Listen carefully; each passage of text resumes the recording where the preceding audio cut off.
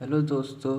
आज हम कक्षा 10 गणित एनसीईआरटी स्तर पर अध्याय 1 वास्तविक संख्याओं को समझेंगे। तो हम पहले चैप्टर की यूक्लिड विभाजन एल्गोरिथ्म को बता दिए थे, तो उस पर आधारित प्रश्नावली को स्टार्ट करते हैं। प्रश्नावली 1.1। ठीक। तो पहला प्रश्न है, निम्नलिखित संख्याओं का एचसीएफ ज्ञात करने के लिए यूक्लिड विभाजन एल्गोरिथ्म का प्रयोग कीजिए। पहला सवाल है 135 और 235 का हमें ज्ञात करना है क्या, एचसीएफ। तो मान लेते हैं ये एक दो धनात्मक पूर्णांक 135 और 225 हैं। 135 छोटा है 225 का एचसीएफ ज्ञात करने के लिए। ठीक है, इसके चरणों में हम ज्ञात कर लेते हैं। चरण एक में क्या है, चरण एक में ये है कि यूक्लिड विभाजन प्रमेय का प्रयोग करने पर यूक्लिड विभाजन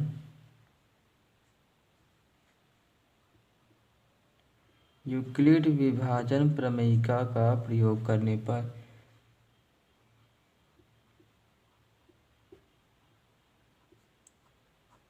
प्रमेयिका का प्रयोग करने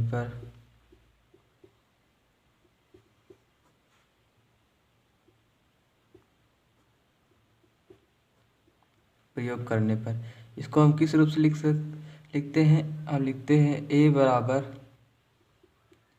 बी क्यू प्लस आर के रूप में लिखते हैं।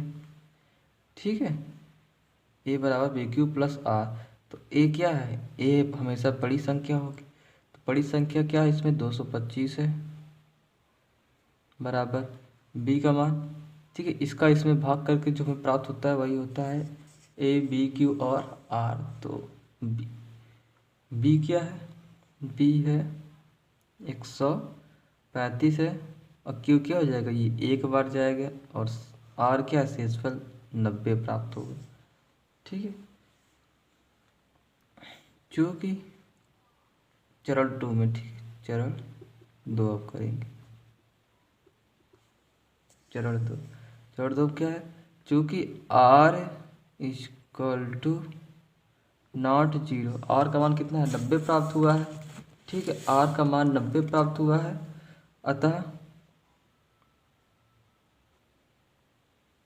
पुनः यूक्लिड विभाजन प्रमेयिका का प्रयोग करेंगे।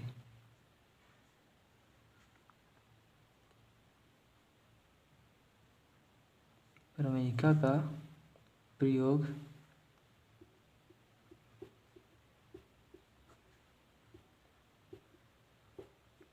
करने पर फिर से इसको इस रूप में लिखेंगे, a बराबर बी क्यू प्लस आर के रूप में लिखेंगे। ठीक है, अब की बार जो हो जाएगा वो a हो जाएगा 135 और b हो जाएगा 90। तो a कितना है, 135 हो जाएगा, b 90 है। ठीक है, ये भी एक बार जाएगा, q का मान 1 होगा, ये q है, और प्लस r कितना निकलेगा 45। ठीक है, आप भाग करके पता कर सकते हैं 90 और 135 में, तो यही संख्या है। अब देखिए यहाँ पे r का मान, ये देखिए r का मान क्या है, 45 है चरण 3 में।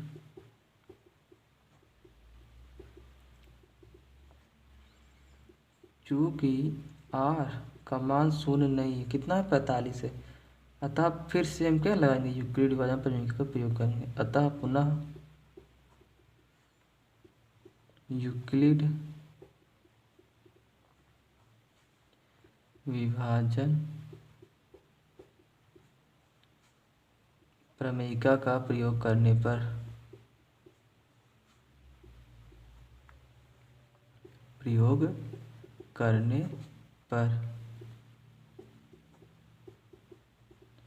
ठीक है, a बराबर बी क्यू प्लस आर। ए का मान क्या हो जाएगा, ए का मान अब की बार 90 हो जाएगा। ठीक, बी का मान 45 है। ठीक है, अब क्यू का मान क्या हो गया, यहाँ पर 2 होगा, और बराबर में 0 आएगा। ठीक है, अतः चरण 4 में लिखते हैं। ठीक है, अतः r इक्वल टू क्या है, 0। ठीक, इसलिए 135 तथा 225 का HCF कितना प्राप्त होगा। HCF जो प्राप्त होगा वो होगा, ठीक है, 45 होगा।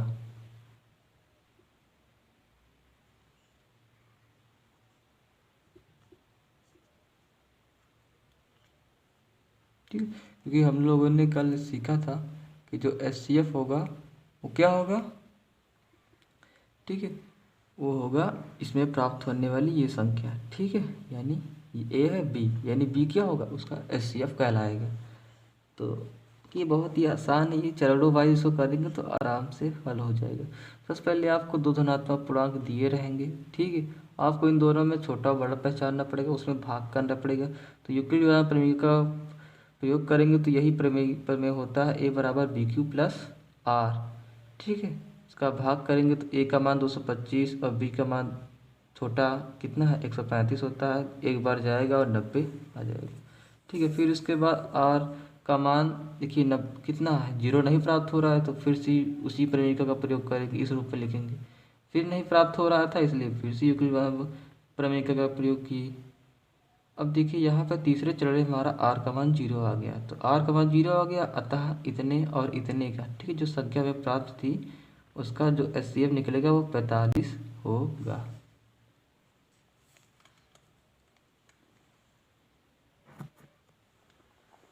इसी का दूसरा प्रश्न है 196 और 38,220 का हमें HCF ज्ञात करना है, ठीक है।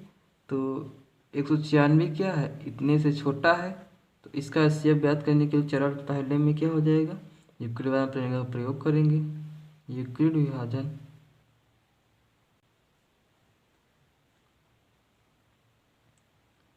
यूक्लिड विभाजन प्रमेयिका का प्रयोग करने पर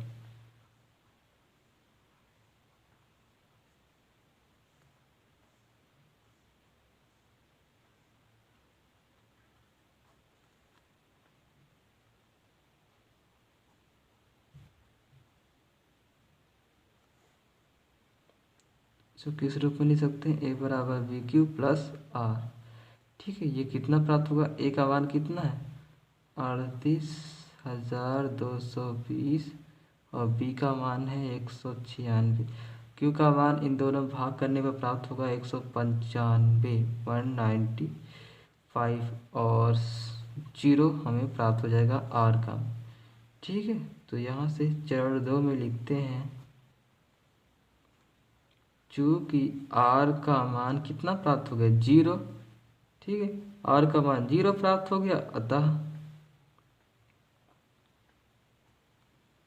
196 और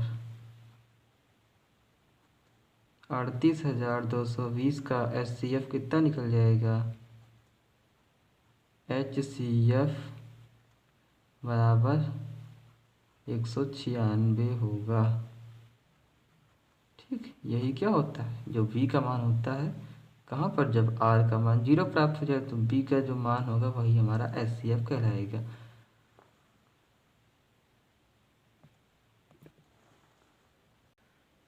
तीसरा सवाल है 867 और 255 का हमें HCF ज्ञात करना है यूक्लिड विभाजन प्रमेयिका के प्रयोग द्वारा। तो दो धनात्मक पूर्णांक 867 और 255 है, जहाँ पर 255 क्या है, छोटा है 867 से, ठीक है। तो इसका HCF ज्ञात करते हैं, तो चरण 1 में लिखते हैं यूक्लिड विभाजन प्रमेय का प्रयोग करने पर, यूक्लिड विभाजन प्रमेयिका का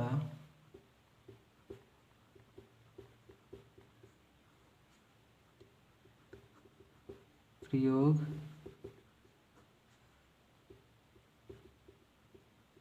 करने पर, ठीक है। इसको लिख सकते हैं A बराबर BQ प्लस R के रूप में लिख सकते हैं, ठीक है। तो A का मान क्या होगा, A का मान सबसे बड़ी संख्या क्या है 867 है, 67, और B का मान कितना होगा 255, ठीक है। अब इन दोनों को आपस में भाग करने पर जो प्राप्त होगा वो होगा 3, ठीक है। और शेषफल जो प्राप्त हो यानी R का मान वो होगा 102, तो चरण 2 में करते हैं। चरण 2 में होगा कि चूंकि जो हमारा ज्ञात है कि आर का मान क्या है, शून्य नहीं प्राप्त हुआ। कितना प्राप्त हुआ, 120। ठीक है, इसलिए पुनः हम क्या लगाएंगे, यूक्लिड विभाजन प्रमेय का प्रयोग करेंगे। इसलिए पुनः यूक्लिड विभाजन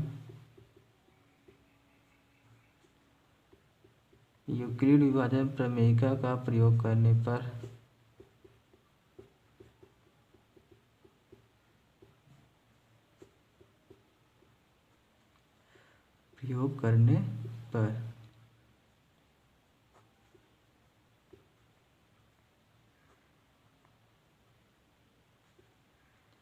ए बराबर लिख सकते हैं बी क्यू प्लस आर के पदों में। ए का मान क्या होगा, ए का मान अब 255 और बी का मान 102 होगा। 255, बी का मान 102, क्यू का मान क्या होगा, इस भाग करने पर जो प्राप्त होगा वो 2 प्राप्त होगा, और आर का मान 51। ठीक है, तो चरण 3 में करते हैं। आर का मान शून्य नहीं प्राप्त हो, कितना प्राप्त है, 51। ठीक है, इसलिए पुनः क्या करेंगे, यूक्लिड विभाजन प्रमेय का प्रयोग करेंगे। इसलिए पुनः यूक्लिड विभाजन प्रमेयिका का प्रयोग करने पर प्रमेयिका का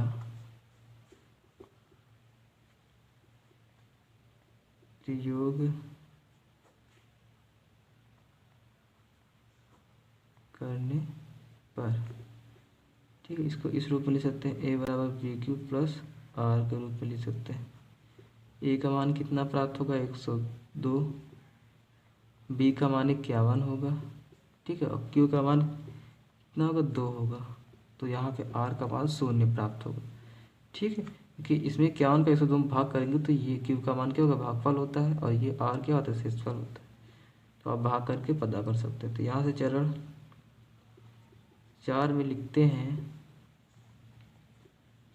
आर इक्वल टू क्या प्राप्त हो गया, 0। अतः 867 और 255 का एचसीएफ क्या प्राप्त हो जाएगा, 51, यानी बी। 255 का एचसीएफ 51 होगा। ठीक है, इस प्रकार से हम प्रश्न तीसरे को हल कर लेते हैं।